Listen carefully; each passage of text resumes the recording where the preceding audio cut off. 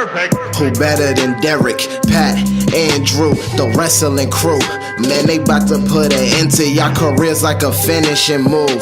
They bout to give y'all facts on these cats that's fighting on these mats. Y'all can't see them like John Cena. Even if y'all had 20/20 vision, y'all better listen, pay attention, and take notes down and realize that it's not your time now. And watch these three kings take the crown. Hey, hey.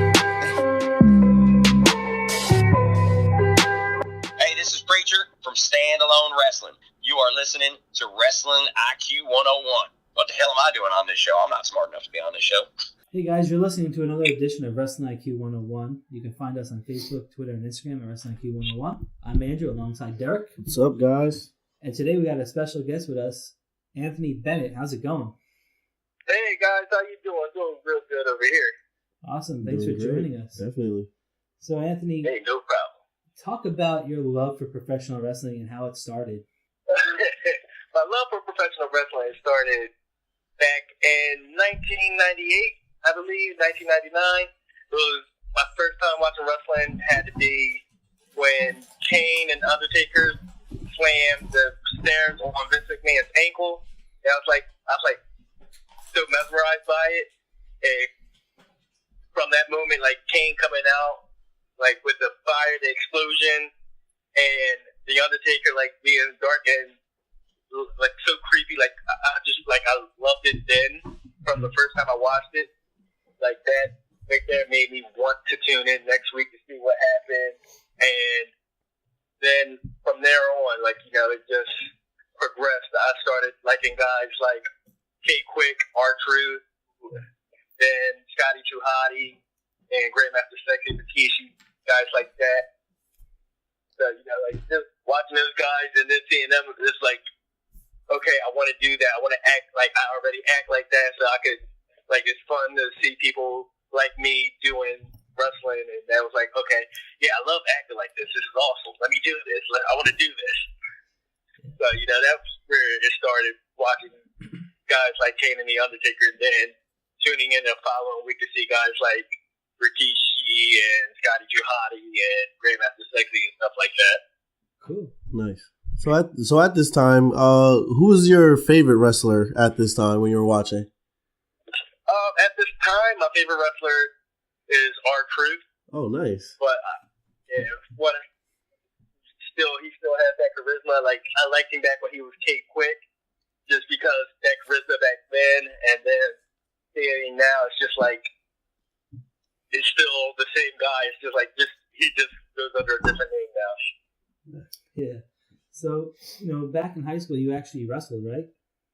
Yes, I did wrestle for Paulsboro High School. Yeah. So, talk about what were some of the advantages of being a professional wrestler and having the background that you have? For professional wrestling, I would want to say my footwork and my discipline. Okay. Like pro wrestling and amateur wrestling, it takes a great deal of discipline and it takes a great deal of patience. So, you know, like, you can be taught or you can be taught how to condition your body. In pro wrestling, you can be taught how to do a lot of things. But I feel like I had the jump start with my conditioning, my patience, and my discipline, just because of amateur wrestling. And I had a great coach in high school for that also. So, you know, it helped out a lot when I became a pro wrestler. I wasn't one of those guys where, oh, when am I getting my shot? When am I getting my turn? I've been here this long. I like doing amateur wrestling. You learn everything happens in time. Everything comes to people who are patient. And that, like, it helps like that. That helped a lot. And then as far as my footwork, like, a lot of people in pro wrestling have bad footwork, even guys in WWE. Like, they teach you how to teach you the proper footwork, but then you see guys resort to their old ways. So, you know, like, I feel like me having that amateur wrestling background, I have proper footwork, and I'm lighter on my feet than most guys are, and more agile, which actually helps out a lot. and it makes it seem like I'm more athletic than other people. So, when did you actually make the transition, and like, how did you get started in professional wrestling? I got started in professional wrestling actually working out at the place where my high school wrestling facility is. We have a wrestling building at Paulsboro where it's open to all Paulsboro alumni to come in. They have 3 wrestling mats there. They have a gym there. They have a shower there. So, I was in there working out one day, and I was like, you know what, let me go wrestle around with my little cousin who happened to be working out with me that day. And then I saw a wrestling ring, man. I called the wrestling coach up. And I was like, hey, Coach Marina, whose wrestling ring is that in the building? And why is it like, he was just like, oh, yeah, that's Larry Sharp. You got to hit him up and talk to Larry about this. And I was like, okay, cool. I was like, and at the time I didn't, like, I knew of Larry Sharp, but I never actually met him. Like, Larry was he was known all throughout Paulsboro as a great amateur wrestler also. Mm-hmm. And it was actually in one of our articles that said Larry Sharp was one of the best wrestlers in the state to never actually win states. And, like, when I brought it up to him, he was like, yeah, they said that about me. I think I could have won states. I just never took it serious until I got to college. And then, like, it started from there. Like, when I actually called Larry, we started talking about high school wrestling and college wrestling. And then it was like, okay, well, he gave me another guy's number. It's like, this is the guy who's going to do your tryout. Give him a call. And I was like, I beat around the bush the entire time. It was fun talking to Larry. Then he gave me Danny Cage's number. And talking to Danny Cage, it was like, Larry was more calm, and it seemed like Danny Cage was more intimidating. So, like, I was just like, okay, I don't really want to meet this guy. It was cool meeting Larry Sharp, but I don't know if I really want to meet this guy. Then, like, as time went on, I was like, okay, do I want to go in for a tryout today? No, I don't want to do a tryout. Then one day I was just like, okay, they're breaking down the ring and bringing in a new ring, and I was just like, okay, let me help out, introduce myself to everyone there.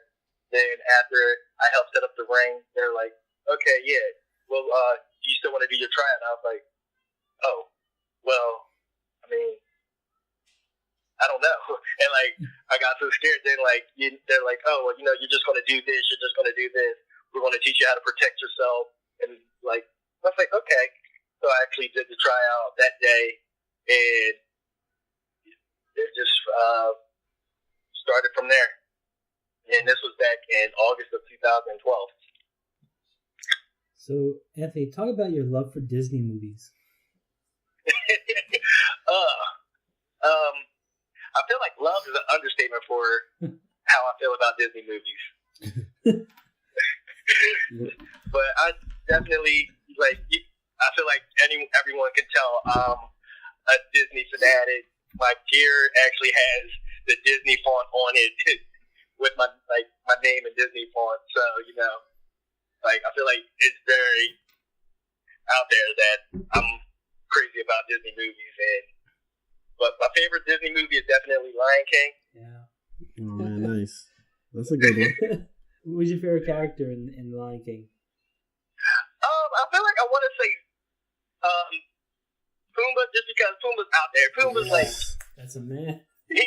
He's smart, but he's like the smart one of the group, but he doesn't really know he's the smart one. Right. So I was like, it's like that. Like, a lot of people can relate to that. Like, they're okay, yeah, I can do this, I can do that. Oh wait, can I do this? Oh, maybe not. And then, like, at the end of the movie, you see him get serious, and it just he's still like he's joking but serious at the end of the movie, and it's just like, okay, I can do that. Like, that's definitely me. I'm always seriously joking about stuff. And people don't really know the difference. Like, it's definitely, I can definitely relate to Pumbaa. That's funny. So can you tell us about your time and how you got started with Monster Factory? Yeah, I got, like I said, it all started with the tryout, and then from then on, it was just like, for the past 4 years I was there. It was consistent training.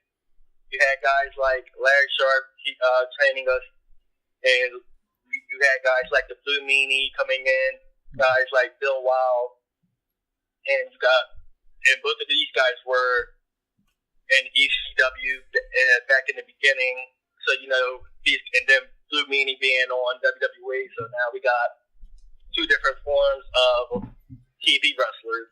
And then we got Larry Sharp also. So we got three different forms of people who were on TV. And, it's like everyone brings a different style to the table. So, one day when Larry's in, he's teaching us this. Then you got another day when Bill Wild is in, he's teaching you this. And then you got another day when the Blue Meanie's in, he's teaching you something else. And it's like you're able to put all three things together. And it's like, wow, like I'm able to do this. Wow, who would have knew? Nice. Can you tell us about maybe like some of your best experiences there, or any like great advice that kind of stuck with you from your time there? Bill Wild definitely he took me under his wing when I first started out. He told me one thing. He's like, don't ever take this business too serious. When you're in it to have fun. When it stops becoming fun, you need to reevaluate the situation. So, and right now, I'm still having fun doing pro wrestling. So, I could definitely say I'll be here for a while. It hasn't gotten to the point where it's not fun yet. Even, I know I did switch environments a little bit. I decided to transfer over to TVW and also, branch out there. And then I'm also wrestling at places like PPW, Jersey All Pro Wrestling, trying to get my name out there a little bit more. And, everywhere I go, I make sure I have fun doing everything, doing what I do. A lot of guys will come in and be serious about it, saying this is their life. They always wanted to do this. They always wanted to be a pro wrestler. But I look at it like I've always wanted to do it also, and I always wanted to have fun doing it because the guys that I like watching are fun characters. So it's like, if these guys are fun characters, why can't I be a fun character? Yeah. You touched on CCW. You've been wrestling for Dojo Wars. You got in the ring with Sebastian Cage and Kid Christian.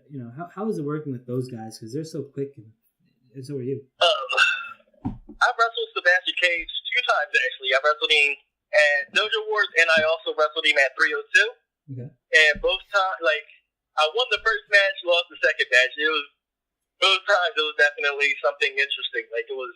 There was never the same style match. It was always something different. But even wrestling him, you learn a lot just by, okay, this guy does all this crazy stuff. How can I watch? I studied him from the first match, studied him from the second match, and I adapted a little bit. But for the third time we wrestled, I know we could definitely kill it again. And wrestling Kid Christian, for the most part, I don't remember that match. He definitely rocked me pretty hard in the match. So, but I know, when I watch the match back, it looks like it's a good match. It looks like we're definitely hitting each other, and it looks like everything was definitely there. But I just can't remember just because I got rocked that one good time and got knocked loopy. So. And let's talk about this because you've also worked with DJ Hyde. How is it working with him? Because he can be pretty intimidating. I feel like a lot of people say he is intimidating, but I have yet to see the intimidating side of DJ Hyde. Okay. He's definitely, when I came in, he definitely welcomed me at CCW with open arms. Nice. Told me, look, the one thing I can say, he's brutally honest. And in pro wrestling, I feel like I need that. I don't want to be told I'm doing good or I'm doing this, I'm doing that. He tells you what you're doing wrong and tells you how to better yourself. And the first thing he told me when I came in, he thinks my character is dated. I need to update it. And lately I've been doing that. And it shows. You can see that Anthony Bennett is not the same Anthony Bennett that was wrestling back in 2014. You can see the evolution of my character. And I didn't notice it until I actually sat down with DJ Hyde, and he was pointing out certain parts of the matches, and he was like, you see, you didn't do this before. You see, when you first came here, you were doing this, you were doing that. Now look at you. You're actually learning. You're adapting. Your attitude is changing in the ring. You're doing this. Like, he's actually helped. Like, he's a great mind in pro wrestling, definitely. Did that help, keep the high top hustle on track? Honestly, it has helped. It helped evolve the high top hustle. Before, I was just it was just something to say, something like just a little gimmick name. Mm-hmm. Then talking to him, it's a gimmick name, but actually make it mean something.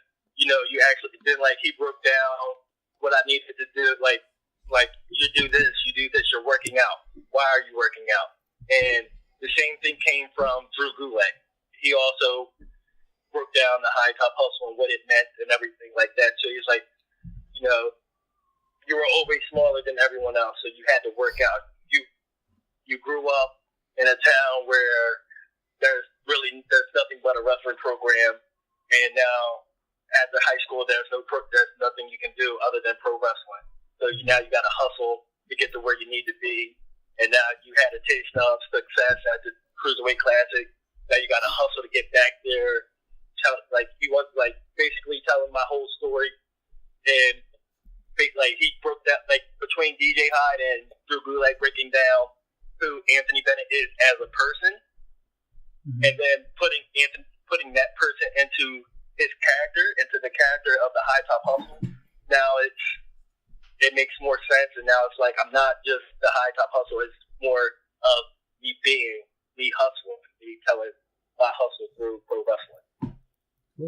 Nice. Now, take us to 2016, and kind of just tell us, how was the whole process of you getting into the Cruiserweight Classic? That actually came from Gerald Briscoe. He took a liking to me back in 2013 when he first came. When I first did a tryout for him or did a seminar for him, Gerald Briscoe loved the mat wrestling. And when he found out I was a mat wrestler, everyone was putting on wrestling matches. And when it came time for my wrestling match, he was like, nope, you're not doing a wrestling match. He was like, do this, do that, give the kid a double leg. Then he told the other guy that I was wrestling, sit out, turn in. He would call it an amateur wrestling match. And then he was like, okay, I like you. I want to see you do more of this in your matches. I want to see you do more of that in your matches. So, just the little stuff like that. And then when he came back the following year, he's like, okay, I see you're putting amateur wrestling in your matches. Okay, great. I want to see you gain 15 pounds next year when I come back. And at the time, he's talking to 120-pound Anthony Bennett. And he was like, I want to see you gain 15 pounds by next year. So now I got to be 140, 145 pounds within a year and gain clean muscle. But I managed to do that. Then he told me, okay, next year I want you to be 160. And then talking to him on Facebook or on Twitter, he's like, hey, just so you know, keep your head on. I got things working out for you. I want you to do this. I want you to do this. Start watching these guys. Start watching this. Start watching this kind of match. And, he's just talking to me the entire time, over the course of the 2 years after the first, before the Classic, and he's just like, okay, listen, this is what's happening. Okay, they're doing a Cruiserweight thing, but I don't know when it's going to be. And just so you know, you're in it. And that little bit of motivation, mm-hmm. and he told me this back in November of 2015. And after he told me that, I've never been more motivated in pro wrestling because I felt like that was my shot. Me only being 3.5, 4 years into pro wrestling, I'm like, oh wow, this is awesome. I'm getting a shot, and it takes guys almost 8 to 10 years to get to the same position I'm in.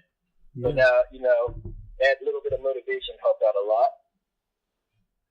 And so, that with that pushing me, it was just wow. He was like, okay, good. Now, he came back. When he finally came back the 4th year, he pulled me aside and was like, you're already in. Just keep your head on, keep your head straight, Don't post anything negative on social media. Don't do anything if you have to think about, should I do this, don't do it. Okay. Nice. Did they give you, like at the end of the night when you were done, did they give you some hope that maybe they'll bring you back for some more work? They actually did, yes. I was in talks with coming back, and, it was just a matter of if my knee was okay, how my knee was doing, and they, everyone there was reaching out to me, making sure that I was okay, making sure that I was doing the proper things that I needed to do in order to get back there, to make sure that I can get a spot there, basically. And, I had people like Drew Gulak reaching out to me. Then I had people like Brian Kendrick, who was definitely, talking to me the entire time. Oh, I like you, kid. I want you to do this. Talk to me. Reach out to me when you have questions. So now, and guys like that just, okay, well, we know your knee is messed up. Now, how can we get you back there, even though everyone knows you have a bad will? So, it's guys like that are, just keeping me motivated, trying to help me get back to where I want to be. Yeah, and it's crazy that, guys like you and Sean Maluda kind of inspired the 205 Live to get their own show. And now they're even considering doing a touring, it's 3-night thing. So that's kind of cool, man, that you kind of help build a brand, and hopefully you'll make it back. Yeah, I'm hoping so. Definitely hope that I can get back there. Oh, man, that's cool. Nice. And in the Cruiserweight Classic, you had a match with Tony Nese. Can you kind of just tell us about that experience and how it was being in the ring with him? It was definitely an experience. I always consider myself a fit guy, and I know I'm not the biggest person, but I feel like I always thought I was definitely the most shredded person in pro wrestling, all the way up until I met Tony Nese. Yeah. I seen pictures of him, and I was just like, yeah, whatever, I look better than him. And that was me thinking it. And you think that all the way up until you witness him in person. It's just like, wow. Okay, the entire time I'm just like, okay, so this is the guy I have to wrestle. Okay, so I know I don't look better than him. So now I gotta definitely outshine him with my character. I gotta definitely turn Anthony Bennett up to 100 when I go out there face him. So, WWE has this show called Story Time. Do you have any good stories from being on the road or something like that? Story time. When being on the road, well, I feel like when I went to Chicago, we did a show out there for Freelance versus CZW, and it was just we were talking about everyone's road trip and how everyone got there, and we're just like, okay, yeah, well, I rode with Maria Manic, and we're just we're talking, and then we're saying how she was eating, she was driving, and then out of nowhere she started eating, and my hand was just on the steering wheel. She's eating, and I'm just staring at her car. It's just and then when I started driving, and we switched, and it was just how do we make it there alive? And then I got stories with Mike Orlando and Cody Van, and on our way down to North Carolina, we had stories like that for days. It's just when us three get together, we're not sure what happened. We definitely ended up at a Buffalo Wild Wings, and we don't know how we got there. We were just okay, guys, we're hungry, but I want it started off as us wanting something so simple, we wanted Burger King or something like that, and then we were just okay, wherever the car stops is where we're going. And we stopped at Burger King, but it was a Buffalo Wild Wings across the street, and we were for some reason, it might have been my idea actually for how we got there. I'm not sure. I know it was late. We've been driving for almost 12 hours coming from Hazleton, Pennsylvania, down to North Carolina. It was just a ridiculous trip. And then, the most ridiculous story, I think, would be the three of us going down to Georgia for the Luke Gallows and Joey Mercury seminar at the Bulletproof Dojo. Mm-hmm. That, we had so much bad luck on one trip. Oh man. Oh gosh. It was like for us to have so much bad luck getting to and from, it actually turned out to be a good experience. Like we left our house at 3:00 in the morning, and it was saying, okay, you should get there in 15 hours. And we're an hour and a half into the drive, and it's like, okay, you should get there in 17 hours. And we're like, dude, how are we gaining time? So we like last minute started to book a flight at 2:00 in the afternoon to get there by 4:30 for the seminar that we thought started at 6, but they sent out an email and changed the time, and it started at 4. Oh man. So, but none of the three of us got the email. And then we're at the airport trying to get a rental, and Mike Orlando is over there talking to the monitor, and like the monitor's like talking to him, trying to tell him like that he has to get this car, and he can't get this car. And then like when he finally called, like gets to live person, they're like, okay, yeah, you have this. Okay, yeah, your insurance is this. And he's like, okay, but I don't need all of this. And, it's just like he was talking to the screen for at least 45 minutes. So by the time we actually got to the dojo, which should have been a 30-minute drive, we got there at 6:30 instead of getting there at 6. So we were late either way. And when we got there, they were just finishing up. And Joey Mercury responded, he was like, oh, hey, we got our Jersey guys here at the end of the seminar. And we thought it was a joke. We thought he was joking. But he was like, serious. He was like, yeah, it started at 4 o'clock. I was like, really? We're like, really? Like, we really didn't know?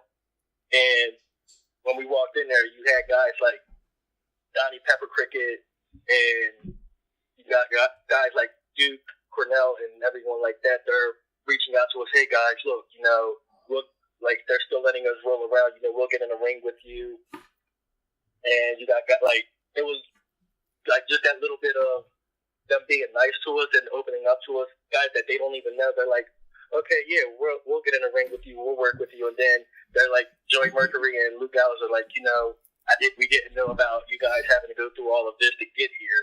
Okay, yeah, we'll let you roll around a little bit. And like, we're just like, wow, these guys, like, you see them on TV and you like think like they would have egos and stuff like that, but everyone there was like real laid back. They were pretty nice, and it was just like for it to be such a hassle to get there, it was like the best experience. Like it was a great experience overall. Like I think we might have been in a hole, like each of us at least $400 each. Oh man! And that's not including the money for the $100 for the seminar. It was just like, oh man, yeah, that sucks. So at least it turned out to be positive. Yeah, seriously. Yeah, cool. But in the end, we definitely made a lot of great connections, and we made a lot of good friends. Guys that are definitely I still talk to now. Cool. We're just like, oh hey, we're trying to get you out here, and we're all doing the same thing, trying to help each other get bookings wherever we're from. Like we were talking to Donnie Pepper Cricket, and we got him a chance to wrestle over here at TPW not too long ago, and then he returned the favor, and he actually got us a booking in February in North Dakota, actually, where is it at? And I think it's in Idaho or Illinois, one of them. Yeah. Okay. I don't know. I'm bad with places. I just hop in a car. You just show up. That works. Yeah, nice. I'm thinking about it now. It's bothering me. So I know the place is called Central Empire Wrestling. I know that, but it's in Iowa. Okay, yeah. Nice. So I have a kind of like a 2-part question. The first part is, how did you come up with the idea for getting the high top fade? And number 2, do you have insurance on your high top fade?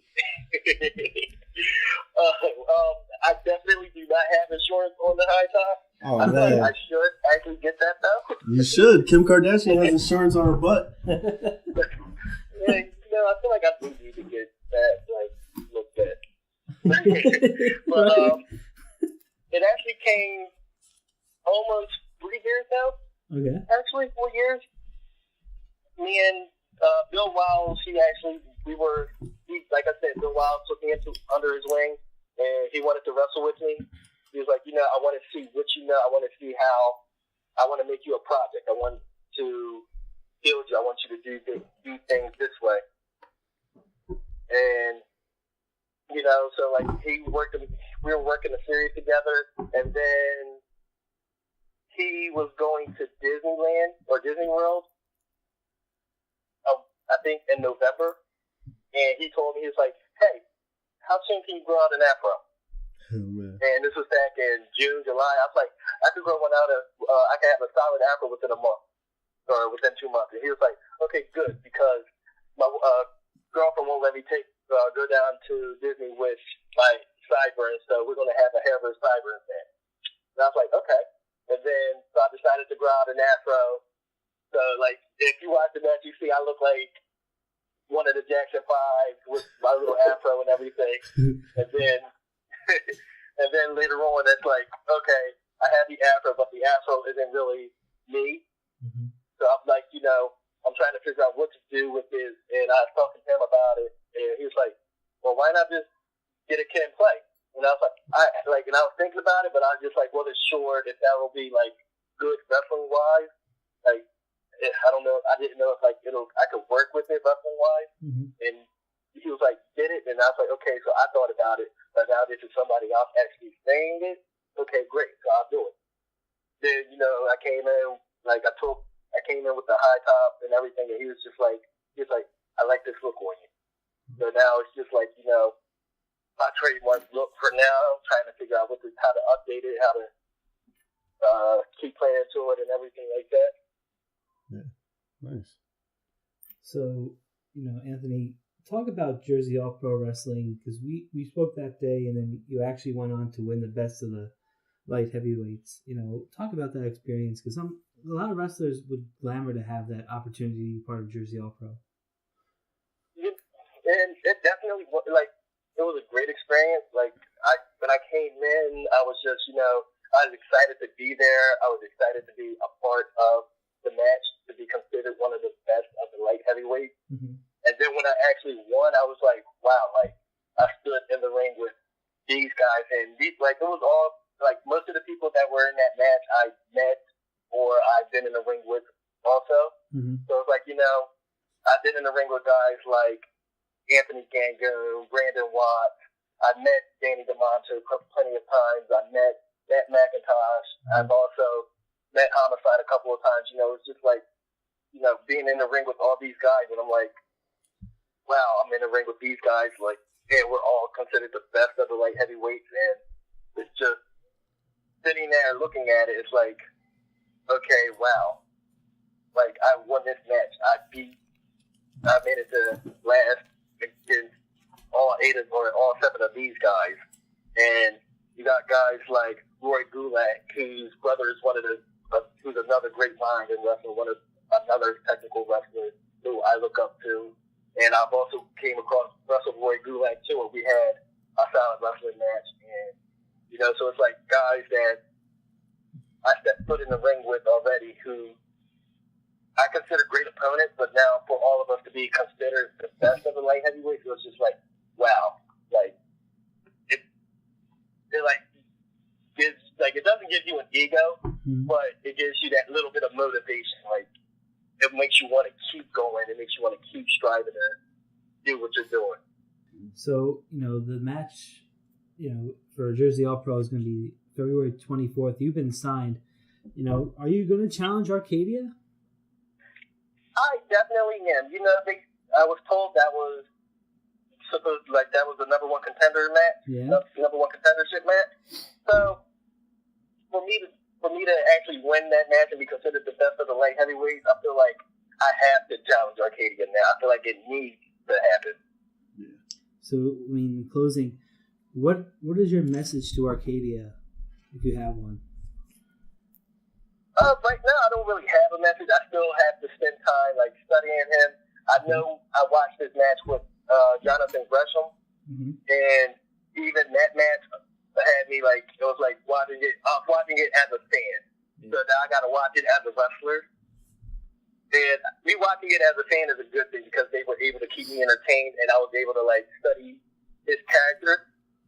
And now I just gotta watch him as a wrestler, watch what he does, and pick out certain things that he do as far as move wise, and figure out how I can adapt and make come out on top and win light heavyweight belt from him. Awesome, man. And where can people get you on social media if they want to connect with you? My Instagram is Bennett, Bennett. And my Twitter is High Top Bennett. Nice. And I'm on Facebook. My Facebook page is Anthony Bennett as well. That's a like page, right? Yes, it is. Nice. Awesome. Well, Anthony, we definitely appreciate you taking the time out, answering all our questions and, giving us this great interview. No problem. Thank you guys for having me. And thank you so much. And for us, we're Wrestling IQ 101. You can follow us on Facebook, Twitter, and Instagram at Wrestling IQ 101, and we will see you soon. Peace.